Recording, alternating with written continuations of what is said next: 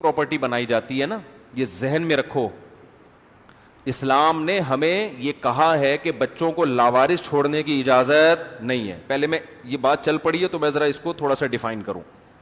اس میں دو انتہائیں ہیں. کچھ لوگ تو بچوں کے لیے کچھ کرتے ہی نہیں ہیں, کچھ لوگ اتنا کچھ کرتے ہیں کہ یہ سوچتے ہی نہیں کہ ہم بھی کسی کے بچے ہیں, پہلے اپنے لیے تو کرو. سب کچھ بچوں ہی کے لیے, یعنی جو ان کی کھانے پینے کی عمر, لائف کو انجوائے کرنے کی عمر, وہ بھی برباد کر دیتے ہیں. کس کی خاطر؟ بچوں کی خاطر. تو ان کے بچے بھی پھر بیوقوف ہوتے ہیں, وہ بھی ابا کے پیسوں سے لائف کو انجوائے نہیں کرتے بلکہ فوراً اپنے بچوں کی فکر میں لگ جاتے ہیں, اور یہ سلسلہ چلتا رہتا ہے. جیسے ایک نے تھپڑ لگایا دوسرے کو. ہم جب اسکول میں پڑھتے تھے نا, تو اسکول تو پتہ ہے شرارتیں طبیعت سے ہوتی ہیں اسکولوں میں, تو ہم کیا کرتے تھے, صبح پرے میں نا لائن میں لگے ہوئے ہیں, تو ایک شرارتی کیا کرتا تھا, اگلے والے کو ایک چانٹا لگاتا تھا.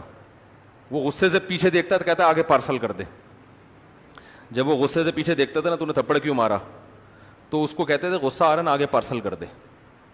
تو وہ آگے والے کو لگاتا تھا. وہ غصے سے پیچھے دیکھتا تھا تو کہتا آگے پارسل کر دے. ٹھیک ہے نا. تو اسی طرح وہ پارسل وہ شرارت. تو والدین کیا کرتے ہیں, اتنی ٹینشن بچوں کی لیتے ہیں کہ ان کی فکر, ان کو فیوچر بنانا ہے, اپنا پیٹ کاٹنا شروع کر دیتے ہیں. نتیجہ یہ نکلتا ہے کہ وہ ٹینشن پارسل کہاں ہوتی ہے, بچوں کو. پھر بچے بھی لائف کو صحیح انجوائے نہیں کرتے, وہ فوراً اگلی نسل کا سوچنا شروع کر دیتے. یار کیا ہوگا, کیونکہ ایک آدمی کے لیے تو اتنا پیسہ ضروری نہیں ہے نا. ساری ٹینشن کہاں آتی ہے, یار ان کا کیا ہوگا. تو وہ ادھر ٹینشن, تو یہ قیامت تک چلے گی یہ ٹینشن. تو آپ کی نسل میں کوئی ایک آدمی بھی ایسا پیدا نہیں ہوگا جو تسلی سے بیٹھ کے کھائے گا. سمجھ میں نہیں آ رہی میرا خیال ہے. ایک آدمی بھی ایسا نہیں پیدا ہوگا اس خاندان میں جس کی یہ سوچ ہو کہ یار کوئی میں کھاؤں آرام سے, موج مستی والی زندگی, حلال حلال مزے اڑاؤں. ایک بھی پیدا نہیں ہوگا, وہ ٹینشن پارسل کرتا رہے گا.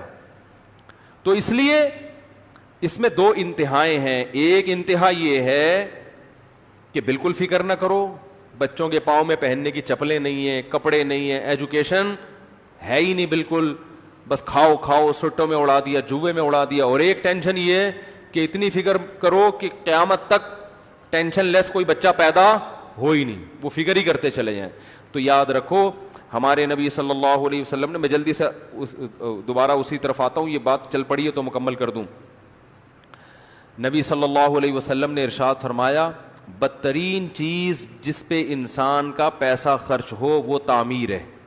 ایک حدیث تو یہ ہو گئی, ساری حدیثوں کو لے کے چلنا ہے نا. بدترین چیز جس پہ انسان کا پیسہ خرچ ہو وہ کیا ہے, بولو نا بھائی, تعمیر. حالانکہ ہم کہتے ہیں بہترین چیز جس پہ پیسہ خرچ ہو وہ کیا ہے, تعمیر, کنسٹرکشن. سب سے زیادہ عقل مند وہ سمجھا جاتا ہے جس نے پراپرٹی میں پیسہ لگایا ہوا ہے. جو گولے گنڈے کھا رہے ہیں صبح شام پیسوں سے, پاگل, بے وقوف. زنگر برگر کھا رہا ہے, بے وقوف. زنگر برگر کے بجائے انڈے والا برگر پہ گزارا کر رہا ہے اور بحریہ ٹاؤن میں پلاٹ خرید رہا ہے. سلوٹ کریں گے لوگ اس کو. یہ ہیں کفایت شعار. انڈے والا برگر کھاتے ہیں اور پیسہ بچا کے, بولنے پہ پابندی ہے یار, پلاٹ خریدنے, انویسٹمنٹ. بھائی پراپرٹی بنا رہا ہے, لینڈ لارڈ بن رہا ہے, لینڈ لارڈ. تو یا بھائی یا تو ہم غلط ہیں یا معاذ اللہ نقل کفر. پیغمبر صلی اللہ علیہ وسلم کی بات غلط ہے. پیغمبر کی بات غلط ہو سکتی ہے؟ پیغمبر نے کیا فرمایا, بدترین چیز, یہ نہیں کہ حرام نہیں کہا, نا نا نا نا, حرام چیز نہیں ہے, ہے حلال, لیکن بدترین چیز جس پہ پیسہ خرچ ہو وہ کیا ہے, تعمیر. کیا ہے وہ, کیوں؟ اس کا فائدہ انسان اپنی زندگی میں اکثر نہیں اٹھاتا, اٹھاتا ہے تو پورا نہیں اٹھاتا. اسی بات کو نبی صلی اللہ علیہ وسلم نے ایک اور انداز سے بیان کیا. فرمایا یقول العبد, یار میں یہ باتیں آپ کو بتا رہا ہوں, اگر کھوپڑی میں آ گئی نا, دیکھو تمہاری آخرت نہ بنے نا, تمہاری دنیا بن جائے گی. آخرت بھی بنے گی انشاءاللہ, لیکن دنیا میں ایسے مزے کی زندگی گزرے گی کہ بس ہٹو بچوں ہو جائے گا. یہ جو ڈپریشن, اسٹریس اور ڈاکٹر اور وہ ٹینشن اور یہ سب ختم. اصل میں دنیا کو مسافر خانہ مانتے ہیں, سمجھنے کے لیے تیار نہیں ہے. لہذا ٹینشن میں عمل سے ثابت کرو میں دنیا کو مسافر خانہ مانتا ہوں، میں مانتا ہوں کہ سفر میں ہوں، رہنے کی جگہ نہیں ہے. پریکٹیکلی یہ کر کے دکھاؤ، پھر اللہ آپ کو سکون بھی دے گا، پھر زندگی میں مزے بھی ہوں گے. ایک چیز سفر ہے، اسی کو وطن بنا لیا تو ٹینشن میں آؤ گے کہ نہیں آؤ گے؟ W11 میں جا رہے ہو اور انہی سیٹوں سے دل لگا لیا، انہی جھالروں سے دل لگا لیا، یار کیسی چمک چھلوں کی طرح W11 چمک رہی ہے، وہ چمکتی بہت زبردست ہے، اور یار یہ کیا زبردست، تو بس اب میں تو اتروں گا ہی نہیں، میرا یار میں تو یہ سیٹ اب رینٹ پہ لے رہا ہوں، یہ میں سیٹ خرید رہا ہوں. تو پاگل پنے والی بات ہے نا، نیچر سے ہٹ گیا کہ نہیں ہٹ گیا؟ تو بھائی چاہے وہ کیسا ہی ہو، تو کتنا ہی خوبصورت ہو، سفر سے دل کبھی بھی نہیں لگایا جاتا، دل لگانے کی جگہ نہیں ہے. اتنا لگاؤ جتنا رہنا ہے بس. اللہ نے یہ بھی نہیں کہا کہ نفرت کرو، اتنا لگاؤ جتنا رہنا ہے. جیسے ٹرین میں کسی سے دوستی ہو گئی، ٹائم پاس، اتنی دوستی جتنا ٹرین میں یہ آپ کے ساتھ، اس نے ملتان اسٹیشن پہ اترنا ہے، آپ نے پشاور جانا ہے، ملتان تک کی دوستی بس. صحیح ہے نا؟ تھوڑا سا آؤ بھائی کیا حال ہے، کیا کرتے ہیں، سب سیٹ ہے نا، آپ ملتان رہتے ہیں ماشاءاللہ، کیا کرتے ہیں وہاں پہ، تھوڑا ٹائم پاس اچھا ہو جائے، بالکل ہی بور بیٹھے رہیں گے، سفر نہیں گزرے گا. اب ملتان آ گیا، وہ اتر رہا ہے، آپ کہیں ٹھیک ہے بھائی، افسوس تو ہو رہا ہے، ظاہر ہے تھوڑا بہت تو ہر انسان کسی سے دوستی ہوتی ہے، محبت ہو جاتی ہے، افسوس ہوا یار آپ بڑے اچھا ہمارا ٹائم گزرا، نائس ٹو میٹ یو، ٹھیک ہے نا. اور وہ جواب میں کہا ہے nice to meet you too. تھوڑا سا انگلش ماری، تھوڑا سا پنجابی مجھے اس موقع پہ نہیں آ رہی، کیا کہتے ہیں پنجابی میں اس کو، ملتان میں تو سرائی کی بولی جاتی ہے نا، تو کچھ بھی بول دیا جس سے وہ خوش ہو جائے، بس تھوڑا سا افسوس ہوگا یار اچھا آدمی تھا چلا گیا، ٹھیک ہے کوئی بات نہیں، کوئی دوسرا دیکھو بندہ بھائی، ہو سکتا ہے ملتان سے کوئی دوسرا کے بیٹھے، بس اس سے زیادہ دنیا کو فری کرانے کی ضرورت نہیں ہے. کیونکہ قرآن کہہ رہا ہے متاع الغرور، دھوکے کا گھر. یہ جتنے لوگ مر مر کے قبروں میں گئے ہیں، ان سب کو دنیا نے دھوکہ دیا کہ نہیں دیا؟ مجھے ایک بات بتاؤ. یہ سب جس دن مرے ہوں گے بولیں گے یہ کیا ہو گیا یار، ایک ہی رولہ پہ گیا، چودھری سٹا لے گیا.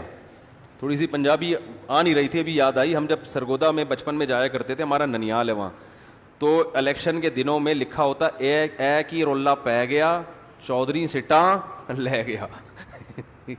یعنی وہ چودھری نے خود لکھوایا ہوا ہوتا تھا، علاقے کے چودھری نے نا اپنی تعریف میں، کہ لوگوں تمہیں توقع نہیں تھی کہ میں جیتوں گا لیکن میں جیت گیا. تو اپنے مخالفین کو جلانے کے لیے لکھوایا ہوتا تھا ایک ہی رولہ پہ گیا تے چودھری سٹا لے گیا. گڈی نو سیٹ تلاؤ، ٹھیک ہے نا. تو دھوکے جتنے لوگ دنیا سے مر کے گئے ہیں، ان کو زندہ کر کے پوچھو نا، کہیں گے یار ہم نے جس چیز میں ساری زندگی کھپائی، نتیجہ ککھ بھی نہیں آیا، نتیجہ یہ آیا ہے اتنی بھاری بھرکم سلوں کے نیچے پڑے ہوئے ہیں، اور ہماری جو پیچھے آل اولاد ہے لائف کو کیا کر رہی ہے، دبا کے انجوائے کر رہی ہے. ساری پراپرٹی میں نے بنائی، کم بخت فاتحہ پڑھنے کے لیے بھی تیار نہیں ہے. کچھ تھوڑا بہت رونا دھونا، اس کے بعد ہائے ابا یوں فلانا، ہائے بس 2-4-3 دن اچھی طرح یاد کیا، روئے دھوئے، اس کے بعد دعا مانگنے کے لیے بھی تیار نہیں. وہ 3 دن تو رونا آتا ہے، وہ جیسے اچھا جس سے دل لگانا چاہیے تھا اس سے نہیں لگا رہے، اس سے اتنی جتنی ملتان والے سے تھی محبت آپ کو، ٹھیک ہے نا. بھائی باپ کے لیے تو موت تک مانگتے رہو نا، اللہ سے روتے رہو، باپ مر گیا ماں مر گئی، اس کے لیے تو اس کے تو احسانات ہیں، اس سے محبت تو ایمان کا حصہ ہے، اس کے لیے تو ہونا چاہیے تھا. بھائی موت تک اس کے لیے مانگتے رہو، یاد رکھو اس کو، اس سے اتنی محبت ہے جتنی جو ملتان پہ اترا تھا نا. ابھی نہیں ہم نے تھوڑی دیر پہلے بندہ اتارا تھا ملتان پہ، ملتان پہ جو بندہ اتارا تھا تو اس کے پیچھے گھر چلے گئے تھے، بس یار اچھا آدمی تھا، گپ شپ ہو گئی اچھی، کوئی دوسرا دیکھتے ہیں. ابا سے اتنی ہوتی ہے جتنی اس ملتان والے سے تھی. میں ایسے لوگوں کو میں بہت آبزرو کرتا ہوں لوگوں کو نا، کہ کیا ہو رہا ہے، کھوپڑی میری ہر وقت چلتی رہتی ہے.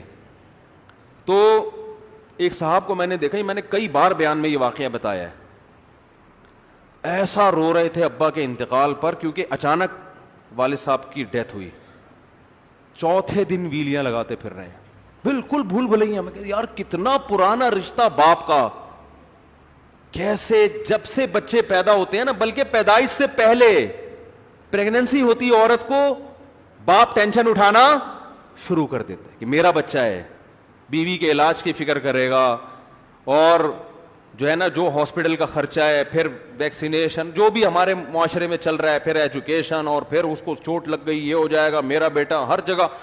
تھوڑا سا بچہ بڑا ہوتا ہے انگلی پکڑ کے اپنے ساتھ ہر محفل میں لے کے جاتا ہے, بیگم سے کہتا ہے ذرا کپڑے اچھے پہناؤ پتہ چلے جی میرا بیٹا ہے. ہوتا ہے کہ نہیں ہوتا؟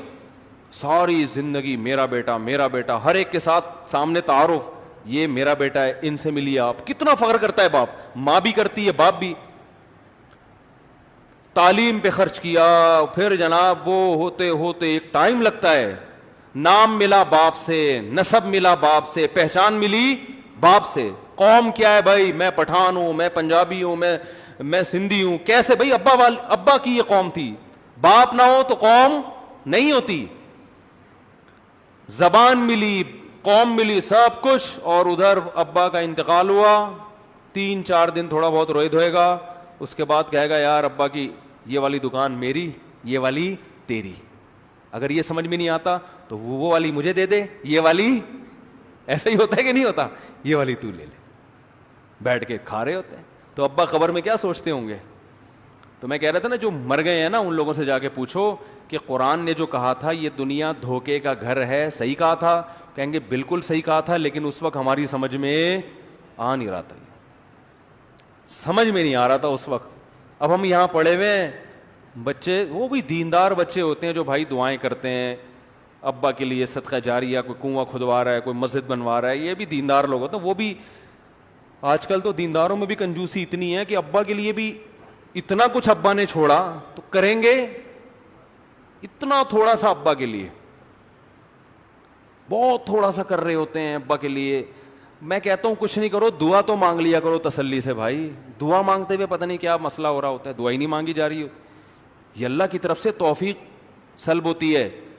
صحابہ کرام کو جو سب سے بڑی نعمت ملی تھی نا, نیک صالح اولادیں, انہیں پتہ تھا ہماری اولاد ہمارے لیے دعائیں مانگے گی. میں ایک بزرگ کا واقعہ اکثر سنایا کرتا ہوں نا. ایک بزرگ شادی نہیں کرتے تھے, اللہ اللہ کرتے تھے, اللہ اللہ اللہ اللہ اللہ اللہ بس. وہ کہتے تھے بھائی بیوی آئے گی ٹینشن ہوگی, اللہ اللہ کا ٹائم. جو شادی شدہ آدمی ہے وہ اللہ اللہ کر سکتا ہے؟ وہ تو بیچارہ کرے گا بھی تو بیگم کہتی ہے دیکھو فراڈی, یہی کہے گی نا, ادھر ایسا صوفی بنا ہوا ہے. تو وہ اٹھا دے گی, بولے گی کب سے بولا ہوا ہے 6 انڈے لے کر آؤ, مسلے پہ بیٹھے ہوئے. تو بزرگ یہ سوچ کے شادی نہیں کرتے تھے. ایک دن کیا ہوا, اٹھے ایک دم اپنے مریدوں سے کہا میرا نکاح کراؤ, میرا نکاح کراؤ. لوگوں نے ایسی کیا ایمرجنسی ہوگی, انہوں نے کہا بس نکاح کراؤ. نکاح ہوا, اللہ نے اولاد دی. تو انہوں نے بتایا کہ مجھے خواب آیا تھا کہ میدان حشر قائم ہے, کچھ لوگوں کا فیصلہ ہو چکا جہنم کا, لیکن ان کی نیک اولادیں ان کو گھسیٹ کے کہاں لے کے جا رہی ہیں؟ جنت کی طرف. تو میں نے کہا کہ بھائی میں جو یہ عبادت کر رہا ہوں بخشش کے لیے نا, تو میں نے بخشش کے تمام ذرائع اختیار کر لیے ہیں. اگر یہ سارے فیل ہو گئے تو ایک اور اسپیئر میں آپشن ہونا چاہیے. گاڑی میں جب آپ سفر کرتے ہیں تو صرف 4 ٹائر ہوتے ہیں یا اسپیئر میں ایک الگ سے ٹائر بھی ہوتا ہے؟ حالانکہ جو 4 ٹائر ہیں آپ نے ہوا بھی چیک کرا لی. جب لانگ روٹ پہ نکلتے ہیں نا تو آپ پنچر والے سے کہتے ہیں دیکھ لو یار کہیں سے پنچر تو نہیں ہے. آپ کو پتہ ہے موٹر وے ہے, کوئی درمیان میں کانٹا کیل بھی نہیں ہے, پھر بھی اسپیئر میں ایک ٹائر رکھا جاتا ہے کہ بھائی کوئی پتہ نہیں ٹائر کسی وقت پنچر ہو گیا تو کیا ہوگا.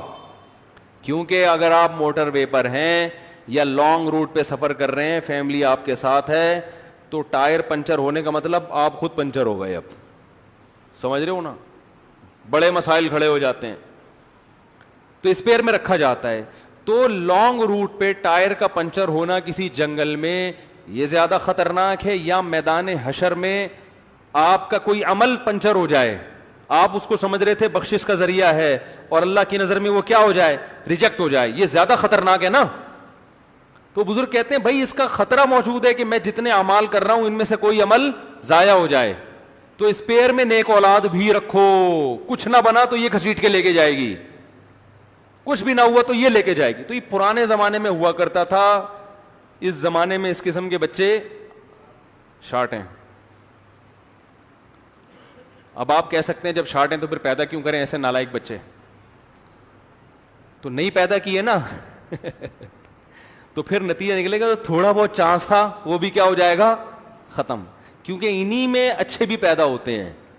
اور دوسرا یہ برے ہیں مگر اتنے برے نہیں ہیں کہ ایمان سے ہی گئے, کافر تھوڑی پیدا ہو رہے ہیں. مسلمان پیدا ہونا بھی بہت بڑی نعمت ہے.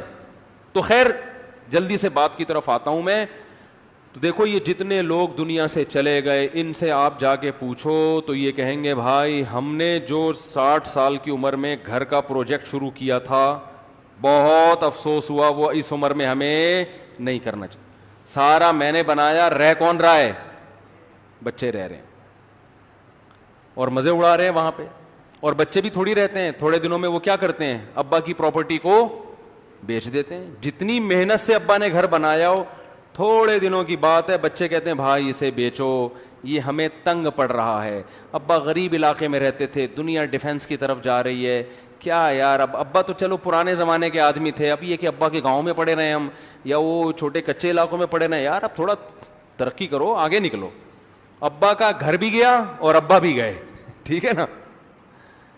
تو نبی صلی اللہ علیہ وسلم نے کیا فرمایا؟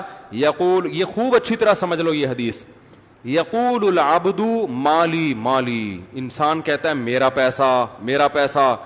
فرمایا آپ کا پیسہ وہ ہے ما اکلتا فافنیتا, کھا کے ختم کر دیا, لبستا فابلیتا, پہن کے پرانا کر دیا.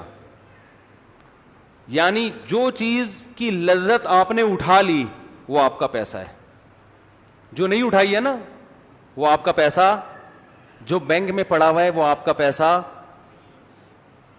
سمجھ رہے ہو؟ جتنا جلدی جلدی کھا لو گے وہ ہو جائے گا آپ کا, جو بچ گیا نا وہ نہیں ہے آپ کا. فرمایا وہ آپ کے وارثوں کا ہے. وہ کس کا ہے؟ بولو نا بھائی, وارثوں کا. تو یہ بولا ہی نہ کرو میرا پیسہ, بولو میرے بچوں کا پیسہ ہے یہ بولا ہی نہ کرو.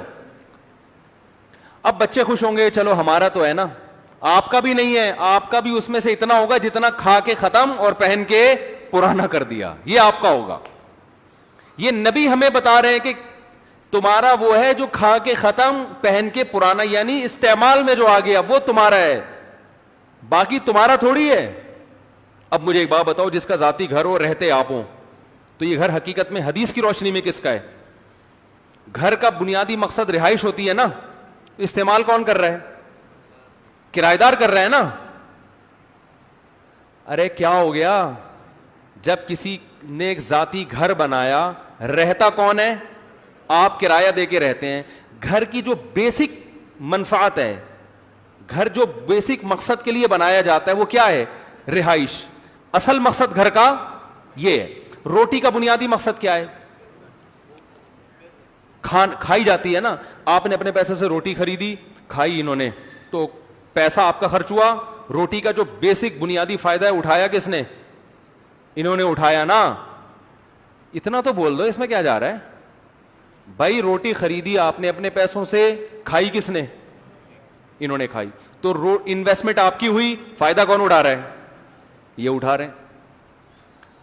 انڈے والا برگر خریدا آپ نے ٹھیک, کھایا کس نے؟ انہوں نے. تو اس برگر کا جو بنیادی فائدہ تھا وہ کس نے اٹھایا؟ انہوں نے اٹھایا. تو عقل مند یہ ہے یا آپ ہیں؟ یہ عقل مند ہے. آپ کے پیسے سے فائدہ کون اٹھا رہا ہے؟ تو جو گھر بناتا ہے نا, جو جس کو بیوقوف کہنے کا دل چاہ رہا ہے لیکن چھوڑیں ابھی نہیں کہتے ہم, کیونکہ اس میں اور بعض دفعہ کچھ دوسری حکمتیں بھی ہوتی ہیں.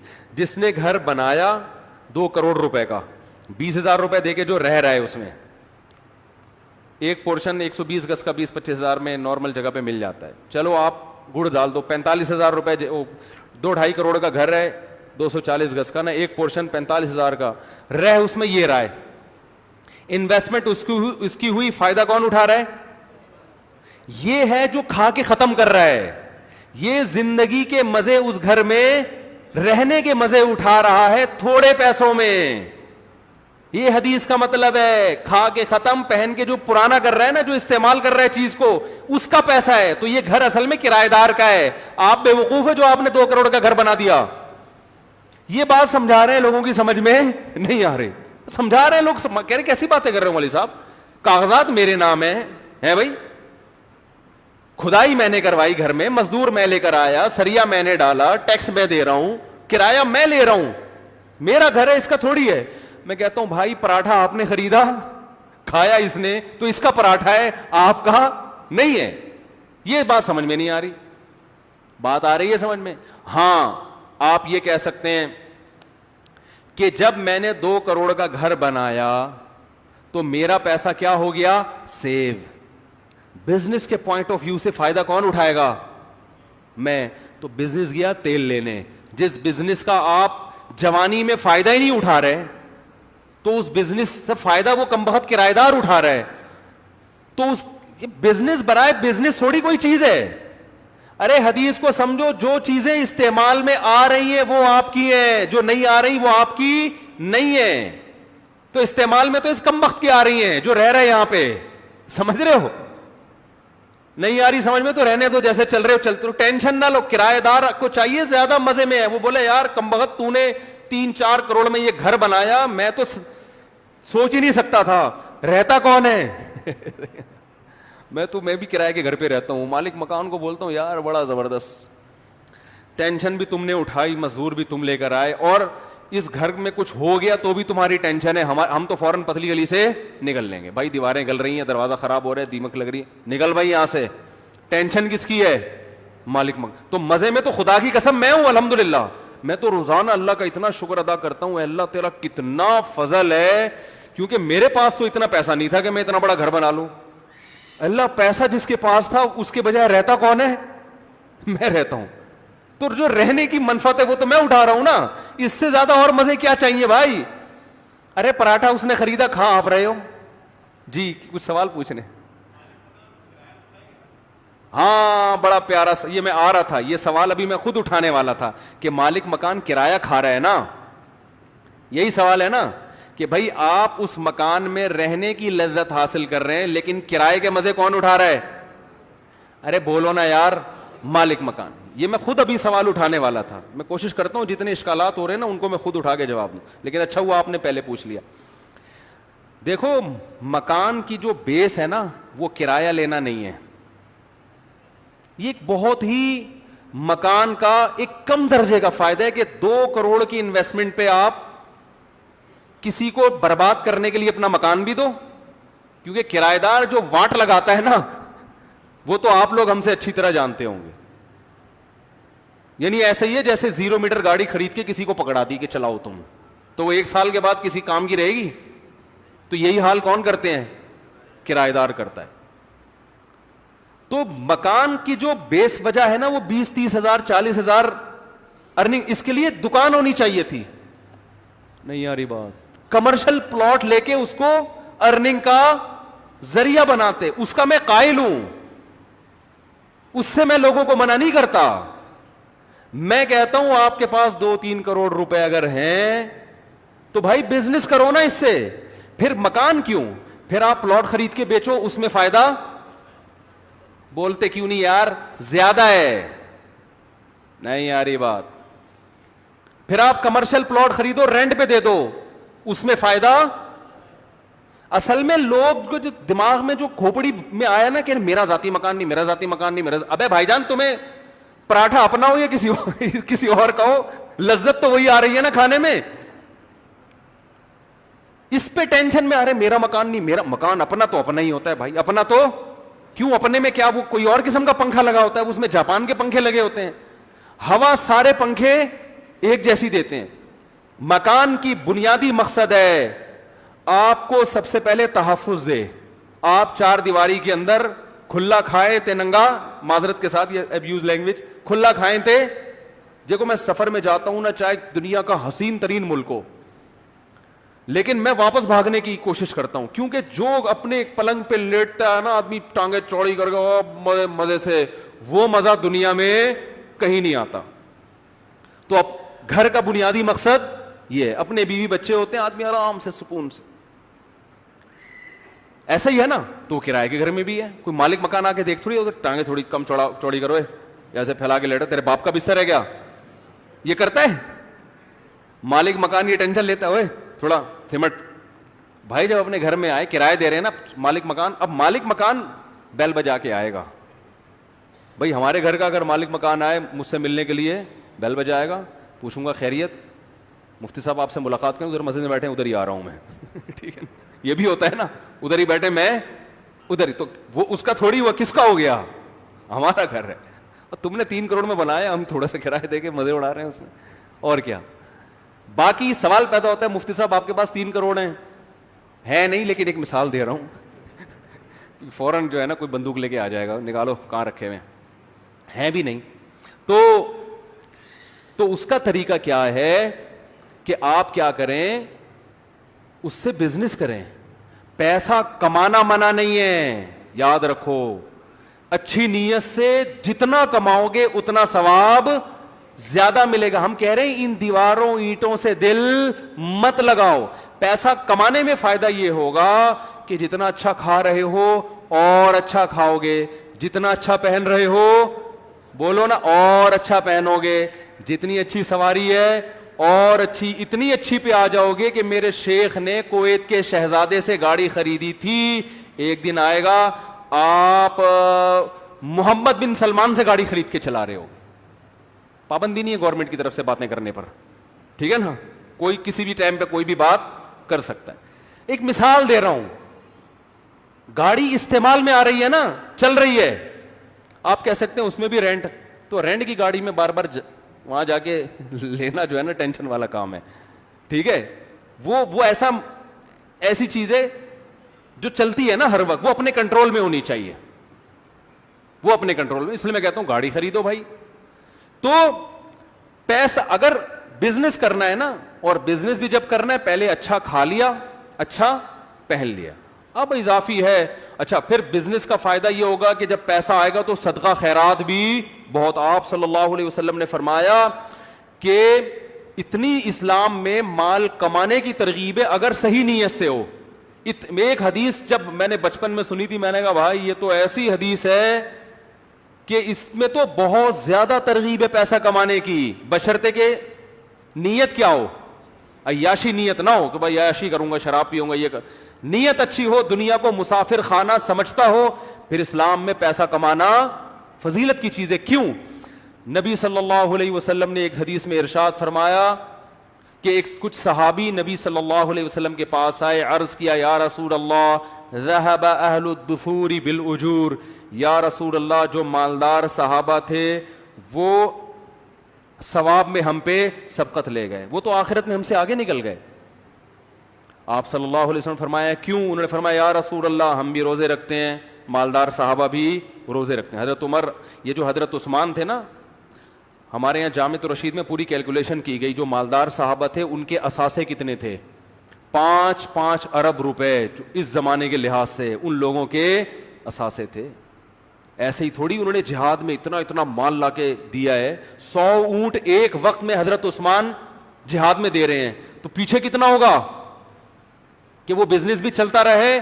100 اونٹ آپ سمجھ, 100 لینڈ کروزر سمجھ لیں آپ اس کو, اتنا سرمایہ ایک ایک ٹائم پہ دے دیا کرتے تھے وہ. تو وہ کماتے بھی ہوں گے یا بیٹھ کے پیڑوں سے گرتا ہوگا ان کے اوپر؟ ظاہر ہے ارننگ تھی نا, کما رہے تھے, محنت کر رہے تھے. تو آپ صلی اللہ علیہ وسلم سے صحابہ نے فرمایا یا رسول اللہ مالدار لوگ ہم سے ثواب میں بولتے کیوں نہیں, آگے بڑھ گئے. تو یا نبی نے پوچھا کیسے؟ فرمایا یا رسول اللہ ہم روزے رکھتے ہیں, وہ بھی روزے رکھتے ہیں, ہم تہجد پڑھتے ہیں, جو حدیث کا مفہوم ہے وہ بھی, ہم جہاد کرتے ہیں وہ بھی, لیکن وہ اللہ کی راہ میں خرچ کرتے ہیں, ہم خرچ نہیں کر سکتے. بلکہ مفہوم یہ حدیث کا ہم تو اور مستحق ہیں زکوٰۃ, بلکہ وہ خرچی ہمارے اوپر کرتے ہیں. تو پیسے لینے کا تو کوئی ثواب نہیں ہے نا بھائی, کوئی بیچارہ غریب ہے زکوٰۃ لے رہا ہے تو زکوٰۃ لینے کا تو کوئی ثواب نہیں. یہ الگ بات ہے اس کی حاجت پوری ہو رہی ہے, دینے والے کو تو ثواب ملے گا, لینے والے کو تو شریعت نے اپریشیٹ کیا ہی نہیں. اسے تو کہا ہے کہ استغنا, جتنا اپنے آپ کو لوگوں سے بچاؤ, نہ مانگو, کسی کے سامنے ہاتھ نہ پھیلاؤ. تو آپ صلی اللہ علیہ وسلم نے فرمایا میں تمہیں ایک تسبیح بتاتا ہوں, وہ تسبیح تم کر لو گے تو اجر میں مالداروں کے برابر. ہر نماز کے بعد 33 دفعہ سبحان اللہ الحمدللہ اللہ اکبر پڑھا کرو. ان صحابہ نے یہ تسبیح شروع کر دی. جب مالدار صحابہ کو پتہ چلی تو انہوں نے بھی شروع کر دی.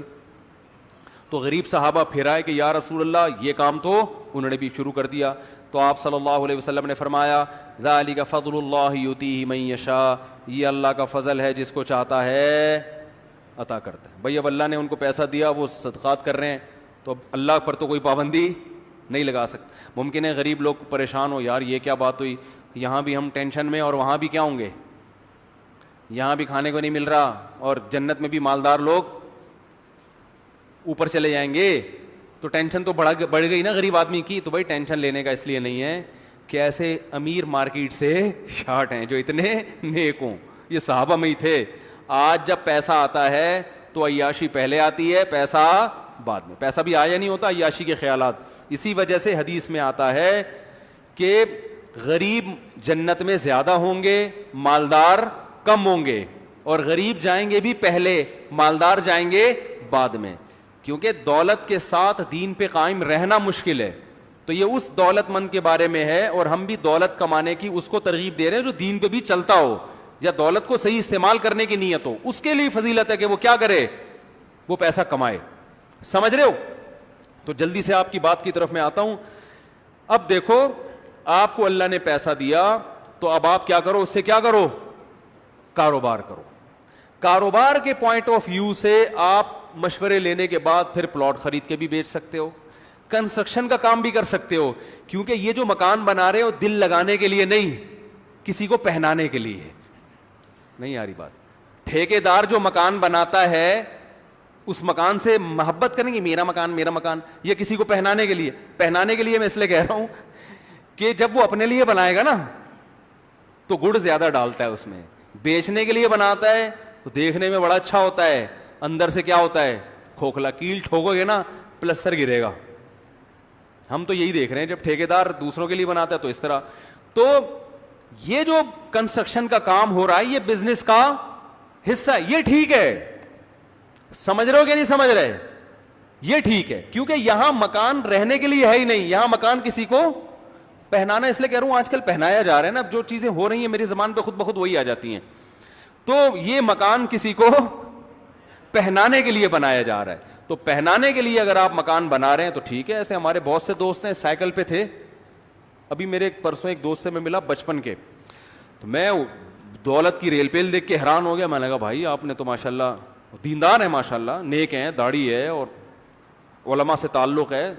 بہت عرصے بعد ملاقات ہوئی, تو چونکہ ہم بچپن میں سائیکل پہ گھوما کرتے تھے, ویسے ہی جیسے بچے نہیں گھوم رہے ہوتے شرارتی, تو ان کو بڑے تانے ملتے تھے ان کے ابا دادا کی طرف سے نا. میرے سامنے ایک دفعہ ان کے چچا ان کو ڈانٹے تھے, یہ کسی کام کا نہیں ہے, یہ کسی کام کا نہیں, یہ ٹائم ضائع کرتا ہے, یوں کرتا ہے. ایسے بچے جیسے بہت چھوٹے تھے ہم لوگ, ایسی شرارتیں کرتے تھے.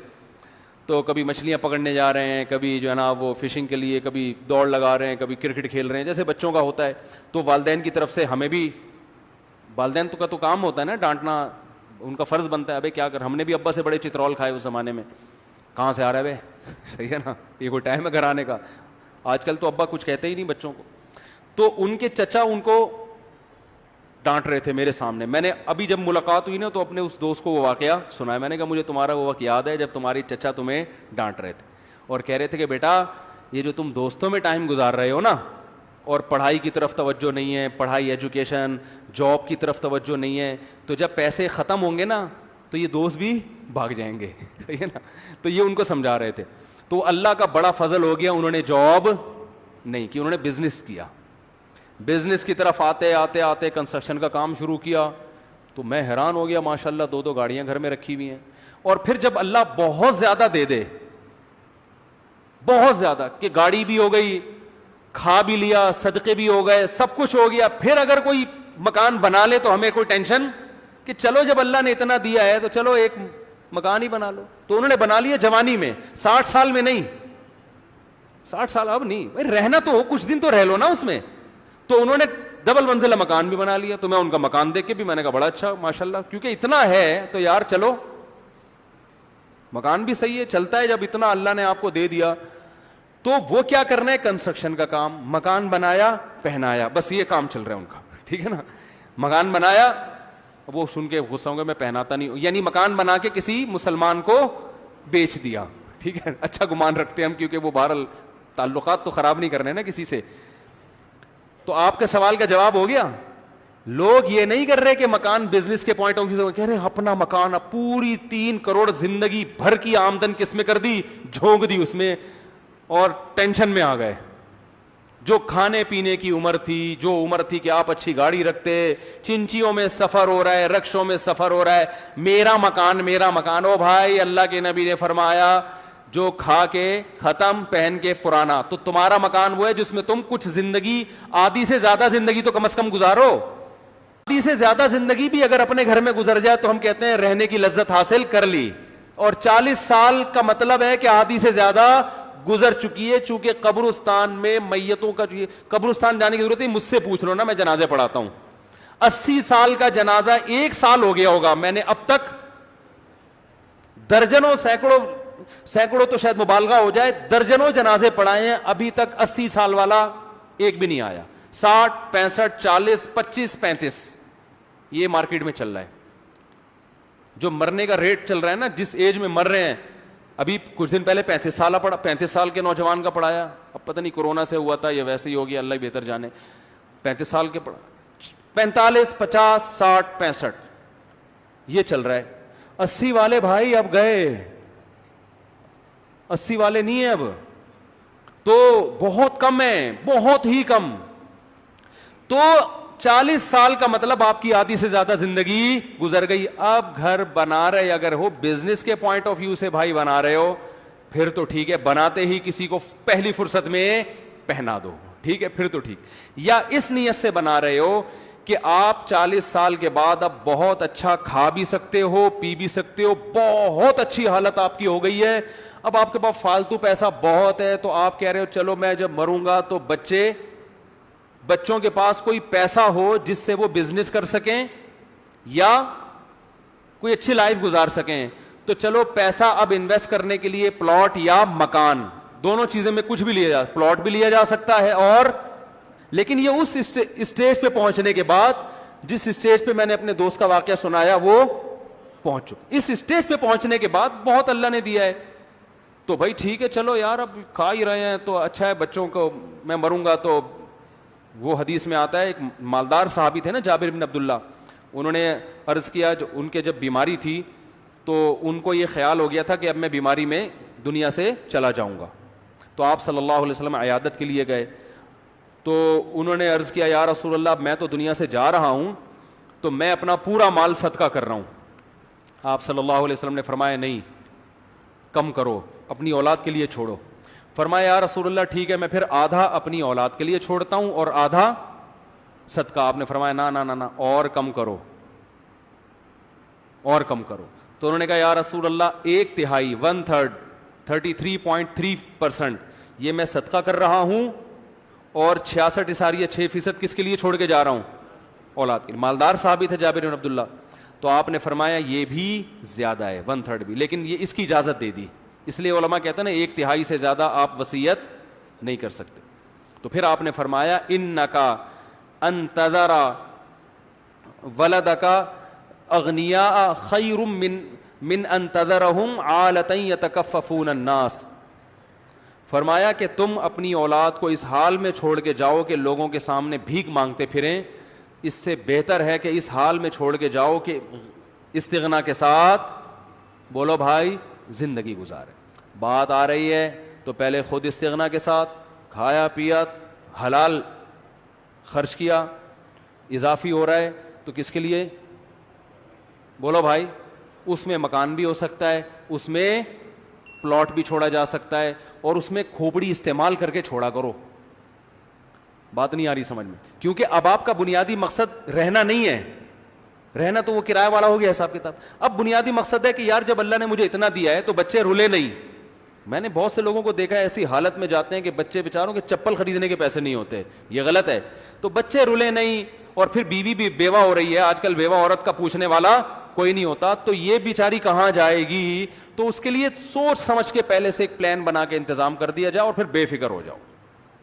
ہر وقت پھر اسی میں نہ گھسے رہو, یہ پیسہ یہ ایک دفعہ پلان بنا دیا بھائی میرے مرنے کے بعد اگر میں پہلے مر گیا, اور زیادہ چانس اسی کا ہے کہ آپ کی بیگم سے پہلے کون مرے گا, بولو نا بھائی, کیونکہ میرے یہ بھی جنازے پڑا بیوہ عورتیں زیادہ ہو رہی ہیں, حقیقت ہے, پتہ نہیں اس کی وجہ اللہ ہی بہتر جانے, یا تو خواتین کے اخلاق اتنے اچھے ہیں کہ وہ مرد پہلے چاہتا ہے کہ میں پہلے آ رہا عافیت کے ساتھ, یا اور بھی وجوہات ہو سکتی ہیں, یہ مجھے نہیں, میں کسی پہ الزام نہیں لگا رہا, لیکن بہرحال مردوں کے مرنے کا جو پہلے مرتے ہیں, شادی شدہ آدمی میں مرد پہلے مرتا ہے, بیگم کہتی ہے آپ پہلے چلیں میں آ رہی ہوں, ٹھیک ہے نا, آپ پہلے پہنچے میں تھوڑا سا لیٹ آؤں گی, ٹھیک ہے نا. تو اس میں انسان یہ سوچ سکتا ہے کہ بھائی میں جب اس کنڈیشن میں اور یہ تو یاد رکھو, یہ بڑھاپے کا انتظار مت کرو, اس کے لیے بڑھاپے کا انتظار, اس کے لیے ابھی سوچو, اس ٹائم آپ اگر مر گئے ابھی, آپ کہتے ہوں گے نا میں پتہ کیا سوچ کے, میں یہ سوچتا ہوں میں ابھی مر گیا تو بچوں کا کیا ہوگا, حالانکہ میں کتنی دنیا کے مسافر خانہ ہونے کی باتیں کرتا رہتا ہوں نا میں, لیکن اب فکر میں لگا رہتا ہوں, جتنے وسائل, ٹینشن نہیں لینی ہے کیا پیٹ کاٹنا شروع کر دے بھائی, جس اللہ نے ہمیں کھلایا وہ ہمارے بعد بچوں کو بھی کھلائے گا. تو اس لیے اللہ نے کہا نہیں ہے تو ٹینشن نہ لو, ہے تو پھر ضائع مت کرو, دونوں آپشن دیے نا ہمیں, نہیں ہے تو ٹینشن تھوڑی نہیں ہے.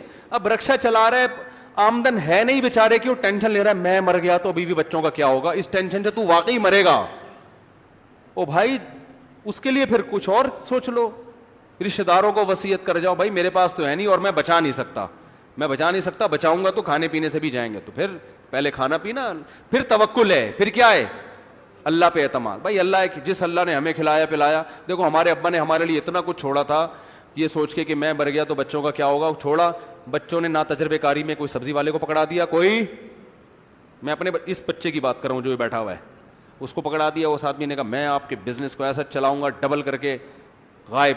وہ تو میں واقعہ سناتا رہتا ہوں نا, تو ہمارے ابا کی جتنا ابا نے ہمارے لیے چھوڑا تو وہ سارا ہم نے ناتجربے کاری میں اڑا دیا. ابا نے اپنی ذمہ داری پوری کر لی تھی, انہوں نے خود اچھا کھایا اچھا پہنے, جو بچا وہ اولاد, صدقہ خیرات بھی ہمارے والد اللہ جزائے خیر دے بہت کی, مسجد بنائی انہوں نے, بہت صدقہ تو خیرات بھی کرتے تھے, تو پھر ٹھیک ہے جب اتنا ہے تو بچوں کے لیے بھی کچھ چھوڑ دیا. تجربہ نہیں تھا, اور اللہ نے ہم سے ضائع اس لیے کروایا یہ بتانے کے لیے کہ میں کھلانا چاہوں گا تو کچھ بھی نہیں ہوگا, پھر بھی کھلا دوں گا. میں تو بتاتا جب میری ابا کی جائیدادیں بھی ساری میں نے کھا پی کے برابر کر دی, کھا پی کے کیا لوگوں نے ٹوپیاں کرا کے اور ابا نصیحت بھی کرتے تھے کہ بیٹا کسی کو پیسہ پکڑایا, اپنا پیسہ وہ ہے جو اپنی جیب میں ہے, لیکن یہ بتاتے تھے کہ یہ نصیحت اس وقت تک سمجھ میں نہیں آتی جب تک انسان پہ گزرتی نہیں ہے, اور واقعی پھر بھی سمجھ میں نہیں آئی, جب گزری تو آ گئی. لیکن یہ اچھا ہو گیا, فائدہ یہ ہوا کہ اللہ نے پھر بھی کھلا دیا. اتنا کہ لوگ تانے دیتے تھے کوئی رشتہ نہیں دے گا تمہیں تو تمہارے پاس ہے کیا, مجھے لوگ تانے دیتے تھے, میں ویسے ہی پھینکتا رہتا تھا, 4 کروں گا, ارادہ نہیں تھا اس وقت, ارادہ نہیں تھا. اور اس میں تو اللہ نے ہمیں یہ کہا ہی نہیں ہے کہ آمدن دیکھ کے بچے پیدا کرو, یہ تو ہے ہی نہیں. اللہ نے کہا رزق کا وعدہ کس نے کیا ہے, میں نے کیا. تو میری تو کچھ آمدن نہیں تھی, بچے بھی پیدا ہو رہے تھے, اب اللہ کا شکر ہے کھا بھی رہے ہیں اور پی بھی رہے ہیں, بچے بھی اسکول, اللہ نظر بس سے بچائے, مزے ہیں. تو وہ یہ اللہ نے بتا دیا کہ اسباب اختیار کرنے ہیں جتنی گنجائش ہے, نظر کس پہ کر رکھنی ہے, اللہ پہ. تو غریب آدمی کو بھی تسلی دے دی کہ بھائی تمہارے پاس نہیں ہے تو ٹینشن مت لو, ٹینشن مت لو, جس اللہ نے تمہیں کھلایا ہے نا ان کو بھی کھلا دے گا. امیر کو نبی نے بتا دیا, جابر بن عبداللہ کو, کہ بھائی جب ہے اڑانا نہیں ہے, ان بچوں کا بھی خیال کرنا ہے. اب خیال کیسے کرنا ہے, اس میں پلان کرنا ہے, لوگوں کے تانے میں نہیں جانا کہ ذاتی گھر نہیں ہے, ذاتی گھر نہ, اس میں پلان کرنا ہے. پلان ایسے کرنا ہے, ماہرین سے ملنا ہے, یار کم سے کم انویسٹمنٹ میں بچوں کے لیے زیادہ سے زیادہ پروفٹ کیسے چھوڑ کے جا سکتا. تو بعض دفعہ وہ مشورہ دے گا بھائی گھر بنانے میں گھر کی قیمت اتنی اسپیڈ سے نہیں بڑھتی جتنی پلاٹ کی, تو کوئی اچھا اسٹیٹ ایجنٹ ملے اس سے مشورہ لو, پلاٹ خرید کے ڈال دو.